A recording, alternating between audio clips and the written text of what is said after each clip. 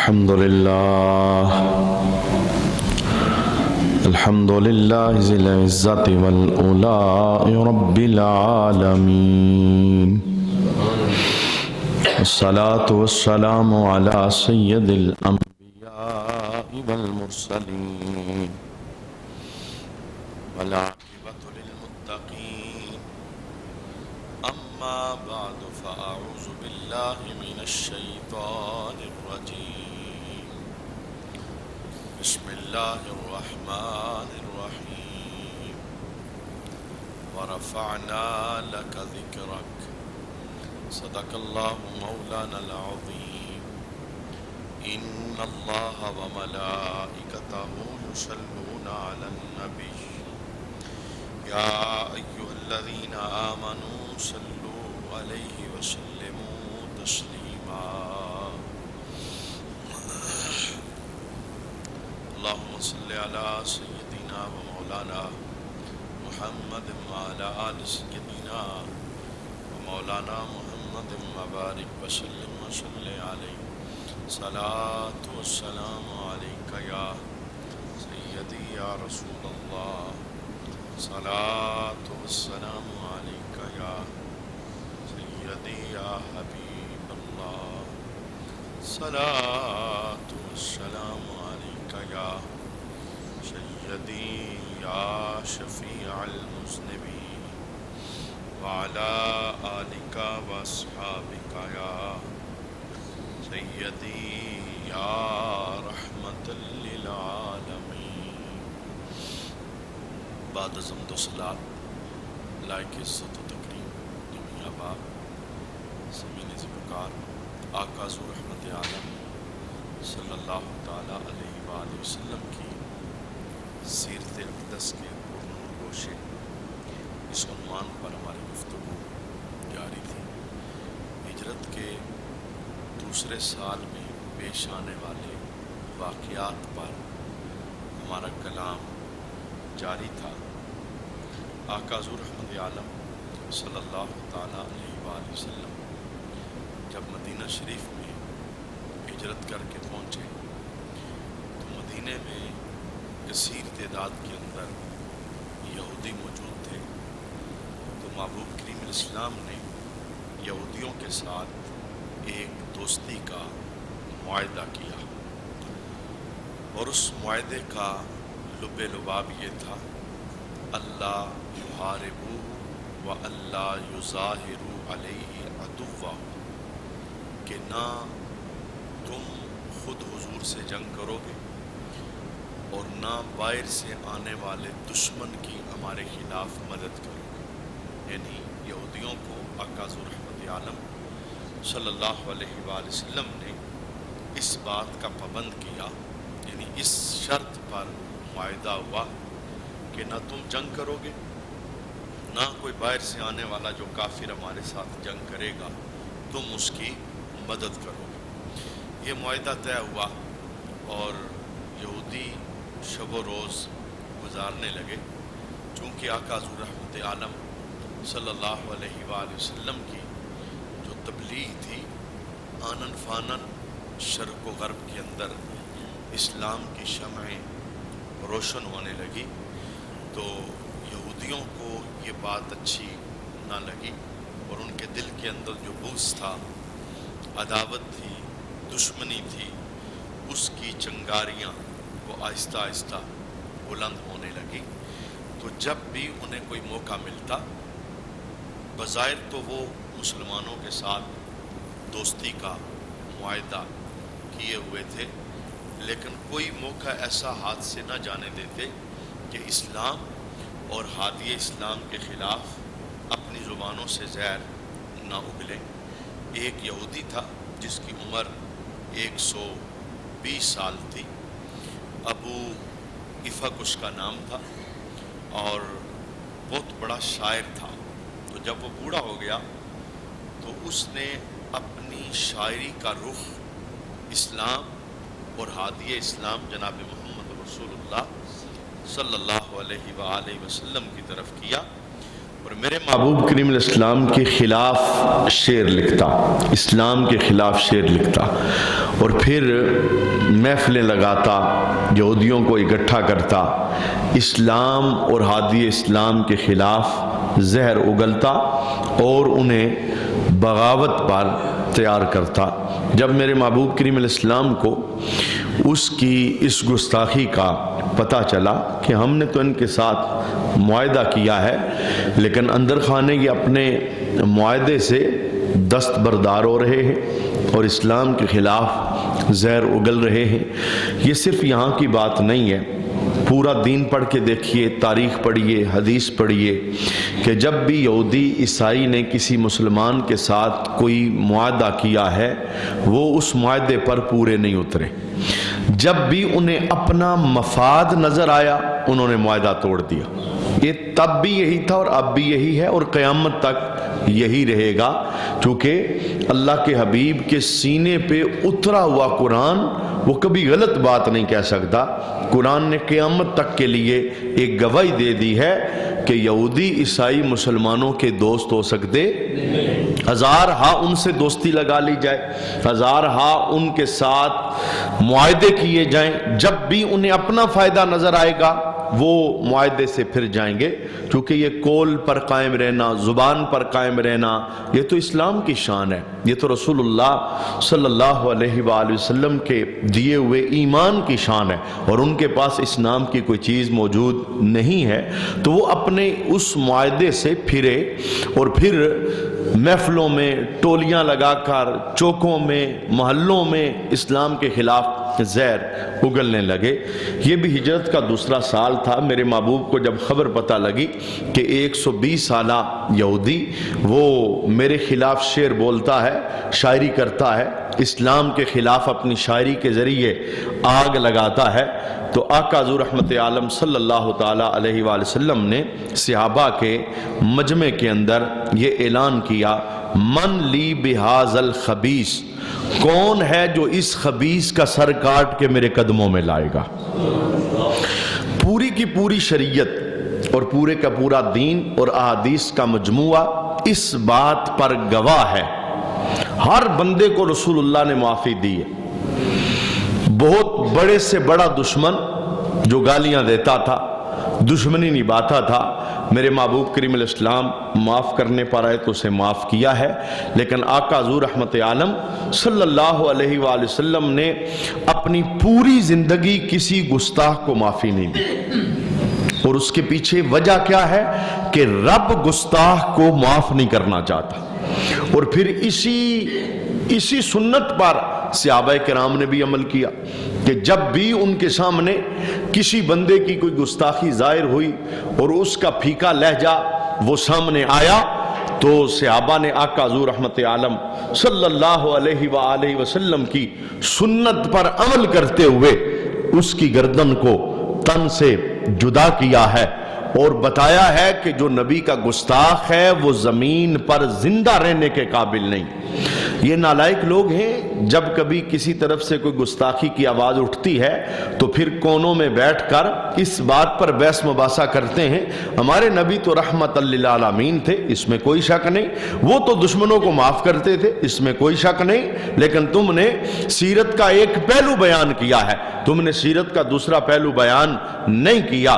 میرے محبوب کریم علیہ السلام موجود تھے، وہ کسی کو معاف کرنا چاہیں تو انہیں کوئی پوچھنے والا نہیں ہے، لیکن قیامت تک کے لیے آقا حضور رحمت عالم نے جو سنت چھوڑی ہے وہ سنت یہ ہے کہ گستاخ کسی رعایت کا مستحق نہیں ہے۔ میں چند باتیں اس پر پیش کرنا چاہتا ہوں۔ حضرت خالد بن ولید رضی اللہ تعالی عنہ آپ بیٹھے تھے تو ایک کافر صحابہ کے مجمع کے اندر آیا اور اس نے خالد بن ولید کو ایک جملہ کہا۔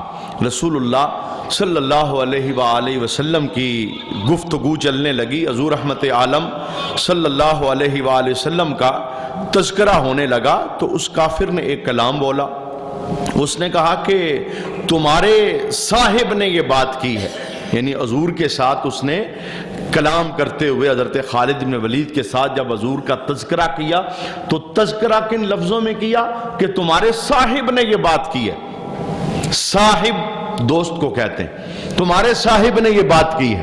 خالد بن ولید کے سامنے ایک کافر نے جب یہ جملہ بولا تو خالد بن ولید نے کیا کیا؟ کیونکہ یہ آقا حضور کے پڑھائے ہوئے لوگ تھے، محبوب کریم علیہ السلام کی صحبت میں بیٹھنے والے لوگ تھے، محبوب کی نظروں سے پڑے ہوئے لوگ تھے. خالد بن ولید نے کیا کیا؟ پہلے اس بندے کی گردن اپنی تلوار سے کاٹی اور کاٹنے کے بعد پھر عقیدہ بیان کیا. آپ نے کہا کافر تمہیں پتا نہیں کہ آمینہ کا لال ہمارا صاحب نہیں، وہ تو ہمارا آقا اور مولا ہے. ہاں صاحب تو برابر والا ہوتا ہے، وہ ہمارے برابر والے تو نہیں، وہ تو بہت اونچے ہیں، وہ تو بہت اعلیٰ ہیں. تمہیں بات کرنے کی تمیز نہیں، تو نے میرے نبی کو صاحب کہہ دیا. سمجھایا نہیں کہ تجھے ابھی دین کے متعلق خبر نہیں ہے. ہمارے نبی کا مقام اور مرتبہ کیا ہے، شان کیا ہے، عزت کیا ہے، لفظ کیسے بولنے ہیں اور اپنے لفظوں کے اندر ادب کو لانا کیسے ہے. سمجھایا نہیں، اس کی گردن کاٹی. کاٹنے کے بعد وجہ بیان فرمائی کہ میں نے اس کی گردن کو کیوں کاٹا ہے. اور یہ صرف ایک بات نہیں، میرے محبوب کریم علیہ السلام نے کوئی قصاص لازم نہیں کیا، کیونکہ قتل کا بدلہ قتل یہ اللہ کا قرآن قصاص بیان کرتا ہے. گردن کے بدلے گردن اتاری جائے گی، لیکن اللہ کے حبیب نے اپنی عزت کی خاطر اٹھنے والا قدم جو بندہ اٹھائے گا، تلوار اٹھائے گردن کاٹے، اس کے خون کو قیامت تک کے لیے معافی عطا فرمائی ہے. فرمایا اس کا ہاتھ ویسے نہیں اٹھا، مجھ محمد کی عزت کے لیے اٹھا ہے. رب چاہتا ہی نہیں کہ گستاخ کو معافی دی جائے. یہ حدیبیہ کا مقام بخاری شریف کے اندر موجود ہے. جب میرے محبوب کریم علیہ السلام کے دربار کے اندر عروہ بن مسعود آیا کافروں کا سفیر بن کے، اور جب اس نے واپس جا کے درد بری کہانی کافروں کے سامنے بیان کی تھی، ابو جال کو کہا، عتبہ کو کہا، شیبہ کو کہا، وہ مسلمانوں کے ساتھ لڑائی کے پلان بنانے والوں، میں جو دیکھ کے آیا ہوں میں نے کیسر و کسرا کے درباروں میں نہیں دیکھا، بڑے بڑے بادشاہوں کے پاس گیا ہوں، مجھے جو دربار محمد میں نظر آیا ہے وہ مجھے کہیں نظر نہیں آیا. انہوں نے کہا تم کیا دیکھ کے آئے ہو؟ کل تو ابھی انہوں نے اعلان کیا ہے، پورے 1000 بندے بھی ان کے ساتھ نہیں. اے عروہ بن مسعود تو مرعوب کیسے ہو گیا؟ تیرے دل میں خوف اور دبدبہ کیسے ہے؟ تو کیسر و کسرا کی قالینیں دیکھ چکا ہے، ان کے دربار دیکھ چکا ہے، ان کے حواری دیکھ چکا ہے، لیکن تو واپس آیا ہے سیما ہوا ہے، ڈرا ہوا ہے، دبدبہ ہے، روب ہے، اور کہتا ہے کہ جو میں دیکھ کے آیا تم نہیں دیکھ کے آئے، مقابلہ نہیں کر سکتے. اچھا اس نے جو بیان کیا تھا وہ بھی اپنی جگہ پر خوبصورت کہانی ہے. اس نے کہا میں نے نبی کے غلاموں کی نبی کے ساتھ محبت کا منظر دیکھا ہے. وہ منظر کیا ہے؟ کوئی بادشاہ ایسا نہیں جس کے ساتھ اس کے سامنے بیٹھنے والے لوگ اتنی محبت کریں. وہ جو ادب کرتے ہیں وہ خالی تنہا کا ادب ہوتا ہے. کل عہدے سے ہٹیں گے ادب ختم ہو جائے گا، وہ دل والا ادب نہیں ہے.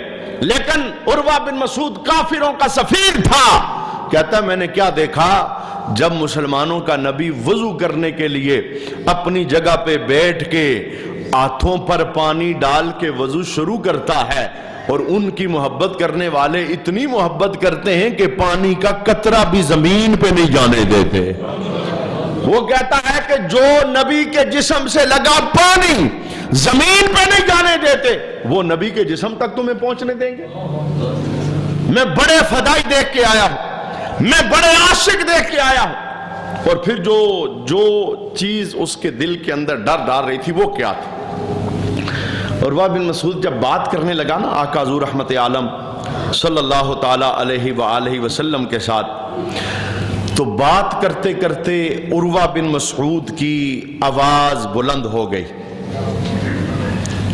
مذاکرات ہو رہے تھے، صحابہ کا مجمع موجود ہے، یہ کافر تھا.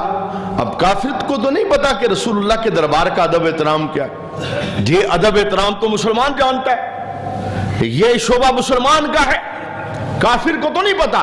لیکن کافر کو ہم نے بتانا ہے کہ جس نبی کا ہم نے کلمہ پڑھا ہے وہ نبی خالی ہمارا نبی نہیں ہے. ارسلت الی الخلق کافہ، رب نے ساری کائنات کا نبی بنا کر اسے بھیجا ہے. تو یہ بات انہیں ہم نے بتانی. اب عروہ بن مسعود آیا تو بات کرتے کرتے نا اس کی آواز ذرا اونچی ہو گئی, لہجے میں تلخی آ گئی. تو صحابہ نے نا فوراً تلوار نکال لی اور اس کی گردن پر رکھی اور رکھ کر کیا کہا, عروہ بن مسعود اپنی آواز پست کر, تجھے پتا نہیں کہ کس کے دربار میں بات کر رہا ہے. اب اگر تیری آواز اونچی ہوئی تو میں کیا کروں گا؟ صحابہ کہتے ہیں ہم نے کہا ہم تیری گردن اتار کے رکھ دیں گے. عروہ بن مسعود کہنے لگا, اے ابو جہل, تو انہیں مٹانے کی بات کرتا ہے, جو ان کے سامنے آواز اونچی نہیں کرنے دیتے وہ ان کے جسم تک تجھے کیسے پہنچنے دیں گے؟ اور یہی مقام تھا. یہ عربوں کا طریقہ ہے, بات کرتے کرتے کوئی بات منوانے کے لیے نا وہ داڑھی پہ ہاتھ لگا دیتے ہیں. تو اسی طریقے پر عروہ بن مسعود نے میرے محبوب کریم علیہ السلام سے کلام کرتے کرتے, کافر تھا, حضور کی داڑھی پر ہاتھ رکھا. اور جب حضور کی داڑھی پہ ہاتھ رکھا, اسید بن حدیر موجود تھے, انہوں نے تلوار کی دستی اس کے بازو پہ ماری اور بازو کو جھٹک کے رکھا. کہا سونے کی داڑھی پاک ہے اور تیرا ہاتھ پلیت ہے, ہاتھ پیچھے کر, ہاتھ کاٹ کے رکھ دوں گا. یہ ادب ہے, یہ ادب ہے. اور میرے محبوب کریم علیہ السلام نے یہ ادب کا طریقہ صحابہ کو خود بتایا کہ جو میرا دشمن ہے, میرا گستاخ ہے, وہ کسی رعایت کے قابل. معاذ بن جبل صحابی رسول ہیں رضی اللہ تعالی عنہ, جس وقت آپ تشریف لے کے گئے یمن کے اندر تو لوگ آپ کے استقبال کے لیے گٹھے ہوئے. مدینہ سے یمن بہت بڑا مجمع تھا. تو لوگوں نے کہا جی اتریے سواری سے. آپ نے کہا میں سواری سے نہیں اتروں گا, مجھے مدینے خبر پہنچی ہے کہ یمن کے اندر ایک بندہ گستاخ ہے جو میرے حبیب کی شان کے خلاف جملے بولتا ہے. میں تب تک سواری سے نہیں اتروں گا جب تک اس گستاخ کی گردن کاٹ کے تم میرے سامنے نہیں لے آتے. اور پھر ایسا ہی ہوا, گستاخ سامنے کیا گیا, گردن کاٹی گئی. معاذ بن جبل رضی اللہ تعالی عنہ پھر نیچے اترے. گویا انہوں نے بتایا کہ ہر بندے کو معافی دی جا سکتی ہے پر گستاخ کو معافی نہیں. میرے محبوب نے خود کہا, من لی بہذا الخبیث, کون ہے جو اس خبیث کی گردن کاٹ کے میرے سامنے لائے گا. اور حضرت انیس رضی اللہ تعالی عنہ صحابی رسول ہیں, یہ مدینہ شریف میں تھے. تو مدینے خبر پہنچی, مسافر آتے تھے نا مکے سے, تو مدینے خبر پہنچی کہ ایک بندہ ہے جو مکہ کے اندر آقا حضور رحمت عالم صلی اللہ علیہ وآلہ وسلم کی شان کے اندر کچھ جملے بولتا ہے, گستاخی کا مرتکب ہے. وہ مکے بیٹھا ہے, رسول اللہ مدینے ہیں.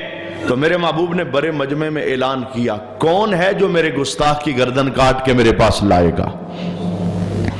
کون ہے؟ اور یہ اعلان ایک بار نہیں ہوا, ایک بار نہیں, کتنے موقع ایسے تھے اللہ کے حبیب نے بڑے مجمع میں کہا کون ہے جو اس گستاخ کی زبان کاٹے گا. جب تاجر نے آ کے بتایا یا رسول اللہ مکہ کے اندر ایک بندہ ہے آپ کے خلاف اس طرح کی باتیں کرتا ہے, آپ کی شان میں گستاخی کا مرتکب ہے, تو میرے محبوب نے کہا کون ہے جو اس کی گردن کاٹ کے لائے گا؟ تو سب سے پہلے جو بندہ اٹھا حضور حضرت انیس رضی اللہ تعالی عنہ کہتے ہیں یا رسول اللہ مجھے اجازت دیں, گستاخ کی گردن کاٹ کے میں لاؤں گا. مدینے سے چلے, 18 دن کا سفر کیا, مکہ پہنچے, اس گستاخ کی گردن کو کاٹا, سواری پہ رکھا. میرے محبوب صحابہ کے مجمع میں بیٹھے تھے, آقا حضور رحمت عالم کے قدموں میں اس کی گردن کو رکھا. اور جب حضور نے اس کی گردن کو دیکھا نا تو میرے محبوب نے کیا جملہ بولا, کہا انیس تو نے مجھے بڑا خوش کیا ہے, میری گستاخ کی گردن کو کاٹا ہے, میں تحفے میں اپنا عصا تمہیں دیتا ہوں. عصا, اچھا اس عصا کی اہمیت یہ کوئی حضرت انیس سے پوچھے تو حضرت انیس نے کیا کہا, عصا آپ نے سنبھال کے رکھا, لکڑی کا عصا. تو آپ نے پیچھے رہ جانے والوں کو وصیت کی اپنے موت کے وقت آپ نے کہا کہ اے میرے گھر والوں، پیچھے رہ جانے والوں، جب مجھ پر موت کا قانون پورا ہو جائے مجھے کفن باندھنے لگو، کفن کی تنیاں باندھنے لگو۔ سونے کی عزت ناموس پر جب میں نے پہرا دیا تھا، مصطفیٰ کریم علیہ السلام نے عصا مجھے تحفے میں دیا تھا، اس عصے کو میرے کفن میں میرے ساتھ قبر کے اندر رکھنا۔ اور پوچھا گیا اے انیس یہ کیسی وصیت کرتے ہو؟ کوئی چادر ہوتی تو کفن میں لے جاتے، آپ عصا لے کے جا رہے ہو۔ تو حضرت انیس نے آگے سے جملہ کیا بولا؟ حضرت انیس کہتے ہیں رب کی عزت کی قسم، بزم اشر میں مصطفیٰ پوچھیں گے نا کیا لے کے آئے ہو تو میں یہ عصا سامنے رکھوں گا، حضور جب آپ کی ناموس پر پہرا دیا تھا آپ نے خوش ہو کے مجھے یہ تحفہ عطا فرمایا تھا۔ تو صحابہ کرام کا معمول یہ تھا کہ انہوں نے ابو داؤد شریف کے اندر حدیث موجود ہے، ایک نابینا صحابی، ان کی کنیز تھی، مسلمان نہیں تھی، کنیز تھی، اور آقا حضور رحمت عالم صلی اللہ علیہ وسلم کے خلاف ہرزہ سرائی کرتی، گالیاں دیتی، بکواس کرتی، گستاخی کی مرتکب تھی۔ تو ایک رات وہ تو چونکہ نابینا تھے، آنکھیں نہیں تھی ان کی، ایک رات جب وہ سوئی نا تو وہ صحابی اپنے بستر سے اٹھے، اس کے بستر کو تلاش کیا، تلوار ہاتھ میں لی اور جا کے اس کے سینے پہ سوار ہو کے اس کی گردن کو تن سے جدا کر دیا۔ صبح شور مچ گیا کہ ایک عورت کو رات کے سناٹے میں کسی نے مار دی، کسی نے گردن کاٹ دی۔ یہ شور وویلا بلند ہوا، لوگ اکٹھے ہو گئے دربار مصطفیٰ کریم علیہ السلام، عورت قتل کر دی گئی مدینے میں۔ تو میرے محبوب نے اعلان کیا کون ہے اس عورت کا قاتل؟ تو وہ نابینا صحابی پیچھے بیٹھے تھے، وہ آگے رستہ لے کر آئے، سہارا لے کر، اور عرض کرتے ہیں سونیا وہ عورت میری کنیز ہے اور اس کے بطن سے میرے 2 پھول جیسے بچے بھی ہیں، یا رسول اللہ وہ آپ کی گستاخ ہے۔ جب اس کی زبان سے میں آپ کے خلاف جملے سنتا تھا مجھ سے برداشت نہیں ہوا، میں نے خود اس کی گردن کو کاٹا ہے۔ اب اللہ کے حبیب نے کیا کیا؟ فرمایا میری عزت کی خاطر تیرا ہاتھ اٹھا ہے، اس عورت کا خون تیرے لیے میں جائز قرار دیتا۔ یہ تو 14 صدیاں بعد کے قصے ہیں کہ کوئی گستاخ کا سر کاٹے تو اسے تختہ دار پہ لٹکایا جائے۔ میرے محبوب کی شریعت یہ نہیں ہے۔ جو سب سے بڑے مفتی اعظم ہیں جن کے دربار میں کسی کو فتویٰ دینے کی اجازت نہیں، انہوں نے تو کبھی اس بندے کی گردن نہیں اتاری کہ جس نے سونے کی عزت کی حفاظت کا پہرا دیا ہو۔ جناب عمر رضی اللہ تعالی عنہ اپنے گھر میں موجود تھے، ایک منافق بندہ بظاہر کلمہ پڑھنے والا تھا لیکن دل کے اندر نفاق تھا، بغض تھا، عداوت تھی، اس نے کوئی بہت بڑی گستاخی نہیں کر دی، جملہ کیا بولا، اور حضرت عمر نے اس کے ساتھ کیا کہ یہودی کے ساتھ جھگڑا تھا، دربار رسالت مآب صلی اللہ علیہ وآلہ وسلم میں جھگڑا پیش کیا گیا۔ تو آقا حضور رحمت عالم چونکہ منصف تھے، فیصلہ عین شریعت کے مطابق، عین عدل کے مطابق، دشمن ہے یا دوست، اپنا ہے یا پرایا، یہ بات نہیں سوچی۔ جب حضور نے فیصلہ کیا تو فیصلہ یہودی کے حق میں نکلا، وہ جو بظاہر کلمہ پڑھنے والا تھا اس کے خلاف نکلا۔ فیصلہ لے کے وہ جب باہر نکلے نا تو جو منافق تھا کہنے لگا مجھے یہ فیصلہ قبول نہیں، یہ رستے میں عمر کا گھر پڑتا ہے، ہم جاتے جاتے نا اپنا فیصلہ عمر سے کروائیں گے۔ اس نے دل میں یہ سوچا ادھر فیصلہ یہودی کے حق میں ہوا ہے، ہو سکتا ہے عمر میرے حق میں دے دے، عمر کافروں کے خلاف بڑا شدید ہے اور یہودیوں سے عمر بڑی دشمنی کرتا ہے۔ اب انہوں نے جا کے جناب عمر کے دروازے پر دستک دی۔ جب جناب عمر باہر تشریف لائے، آپ نے پوچھا بھئی کیسے آنا ہوا؟ وہ یہودی بولا منافق کے بولنے سے پہلے، اس نے کہا ہم گئے تھے آپ کے نبی کے پاس، ہمارا آپس میں اس معاملے کے اندر جھگڑا تھا، فیصلہ کروانے گئے تھے، آپ کے نبی نے میرے حق میں فیصلہ دیا، اس مسلمان کو یہ فیصلہ قبول نہیں، یہ کہتا ہے میں اپنا فیصلہ عمر سے کرواؤں گا۔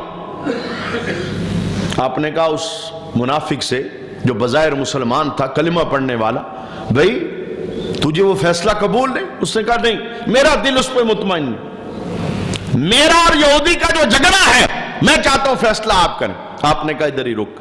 آپ اندر تشریف لے گئے، جا کے تلوار اٹھائی، باہر آئے، دروازہ کھولا، پہلے اسے فتویٰ نہیں بتایا، دروازہ کھول کے پہلے اس کی گردن اتاری اور اتارنے کے بعد پھر فتویٰ بتایا۔ فرمایا جو میرے نبی کا فیصلہ نہ مانے اس کا فیصلہ عمر کی تلوار کرے گی۔ اب چاہیے تو یہ تھا، بظاہر کلمہ پڑھنے والا بندہ ہے، خالی اس نے اتنا ہی کہا نا کہ میں نے فیصلہ نہیں ماننا، صرف اتنی بات پر جناب عمر اس کی گردن کو اتارتے ہیں اور اتارنے کے بعد پھر فتویٰ دیتے ہیں، کہتے ہیں جو میرے نبی کو حاکم نہ مانے اور میرے نبی کا فیصلہ نہ مانے عمر کی تلوار اس کا فیصلہ کرے گی۔ شور پڑ گیا منافقوں کی بستی میں، ہمارا بندہ عمر نے مار دیا، بے گناہ تھا، اس نے تو کوئی جرم نہیں کیا، وہ تو نماز مسجد نبوی میں رسول اللہ کے پیچھے پڑتا تھا۔ سب فیصلہ لے گئے رسول اللہ کے پاس، ہمیں قصاص دلوایا جائے، ہمارے بندے کے بدلے عمر کو قتل کیا جائے، عمر کی گردن اتاری جائے۔ ابھی رسول اللہ صلی اللہ علیہ وسلم کچھ بولے نہیں تھے، رب نے آسمان سے عمر کے حق میں قرآن کی آیت کو نازل فرما دیا۔ رب نے کہا لا یؤمنون، وہ ایمان والا ہو ہی نہیں سکتا جو میرے محبوب کو حاکم تسلیم نہ کرے۔ گویا رب نے گارنٹی کیا دی کہ عمر نے کسی ایمان والے کی گردن کو نہیں اتارا، کیونکہ جب بندہ نبی کا فیصلہ نہ مانے ایمان تو رہتا ہی کوئی نہیں۔ گویا اللہ نے آسمان سے سنت نازل کی کہ جو عمر نے کیا ہے بالکل درست کیا ہے۔ یہ ایک نہیں، درجنوں واقعات۔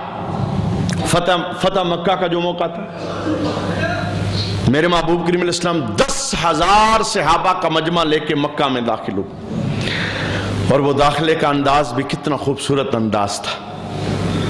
تمام سیرت کی کتابوں میں لکھا کہ حضور جس اونٹنی پر تشریف فرما تھے نا، چونکہ فاتح بن کے آئے نا مکہ کے اندر، سب لوگ گردنیں جھکی ہیں، چھپ رہے ہیں دشمن سارے، تو جب بندہ فاتح بن کے جاتا ہے تو سینہ چوڑا کر کے جاتا ہے، لیکن میرے محبوب جب فاتح بن کے مکہ داخل ہوئے تو حال کیا تھا، حضور کی گردن یہاں جھکی ہوئی تھی